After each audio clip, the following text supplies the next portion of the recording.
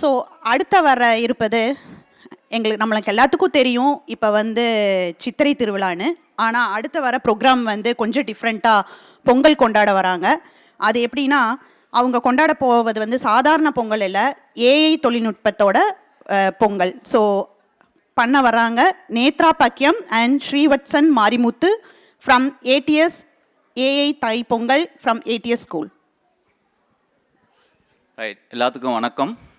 So நாங்கள் Acton Tamil ஸ்கூல்லேருந்து வந்திருக்கோம். எனக்கு நான் வந்துட்டு என் பேர் விஜய். ஸோ நான் 8ஆம் வகுப்பு ஆசிரியராக இருக்கிறேன். இவங்க வந்துட்டு ஸ்ரீவத்சன் நேத்ரா பாக்கியம். அவங்க தை th.ai அப்படிங்கிற கான்செப்டை எடுத்து ஒரு பொங்கலை பற்றின ஒரு உரையாடல். ஸோ அதான் அவங்க ப்ரெசென்ட் பண்ண போகிறாங்க. So please watch it, enjoy it. அனைவருக்கும் வணக்கம். இன்று நாங்கள் தமிழ்நாட்டின் மிக முக்கியமான திருவிழாவான பொங்கல் பற்றி பேச போகிறோம். ஆனால் இது ஒரு ஸ்பெஷலான உரையாடல். ஏன்னா இது மனிதன் வர்சஸ் செயற்கை நுண்ணறிவு. இது ஃபைட் இல்லை, ஃப்ரெண்ட்ஷிப் மட்டும்தான். சரி சரி, இன்னைக்கு ரோபாட் டேக் ஓவர் பண்ணாதுன்னு ப்ராமிஸ் பண்ணுறேன். முதல் கேள்வி, பொங்கல் ஒரு திருவிழா தானே? ஆமாம்.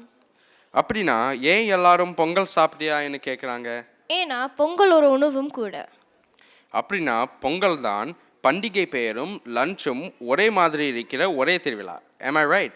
ஹஹா, சரியா கண்டுபிடிச்சிட்ட ஏஐ. பொங்கல் என்றால் ஒரு வரியில் சொல். விவசாயிகள், இயற்கை, சூரியன், வீட்டு மிருகங்களுக்கு நன்றி சொல்லும் அறுவடை திருவிழா. சூப்பர், உனக்கும் நிறைய தெரிஞ்சிருக்கு. நீ பாஸ், உனக்கு டிடென்ஷன் இல்லை. அடுத்தது பொங்கல் பற்றி பேச போகிறோம். பொங்கல் என்ற சொல்லுக்கு என்ன அர்த்தம்? கொதித்து மேலே வருவது. கரெக்ட். பொங்கல் நாளில் பால் பொங்கினா நல்ல விஷயம், அம்மா சந்தோஷம் படுவாங்க. மற்ற நாள்களில் பால் பொங்கினா அம்மா பொங்கி எழுந்திருவாங்க.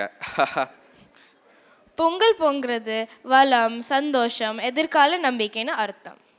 சுருக்கமாக சொன்னால் அதிக உணவு, அதிக சந்தோஷம், குறைவான ஹோம்ஒர்க் குழந்தைகளுக்கு. இப்போ பொங்கல் எத்தனை நாள் கொண்டாடப்படுகிறது பற்றி பேச போகிறோம். முதல் நாள் போகி.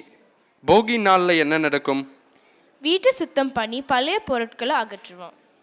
போகி தான் பெற்றோர் கிளீனிங் மேனியாக் ஆக மாறுற ஒரே நாள். பழையன கழிதலும் புதியன புகுதலும்னு சொல்லுவாங்க.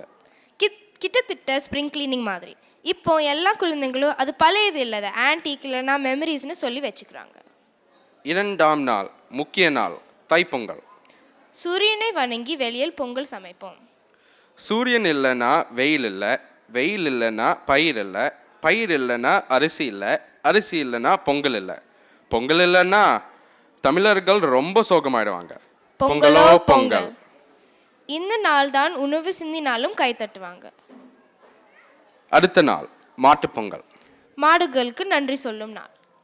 மாடுகள் விவசாயிகளுக்கு உதவி செய்கிறது, பால் கொடுக்கிறது, ஃபோட்டோக்கும் போஸ்ட் கொடுக்கிறது. அந்த நாளில் மாடுகள் தான் செலிபிரிட்டி. மனிதர்கள் லைனில் நின்று ஃபோட்டோ எடுப்பாங்க. கடைசி நாள் காணும் பொங்கல். குடும்பத்தோட வெளியே சென்று மகிழும் நாள். அதாவது பள்ளி இல்லை, ஹோம்ஒர்க் இல்லை, சாப்பாடு மட்டும் நிறைய. பெஸ்ட் ஃபெஸ்டிவல் எவர். நாம் இப்போ அமெரிக்காவில் பொங்கல் கொண்டாடுறோம், அது சரியா? ரொம்ப சரி.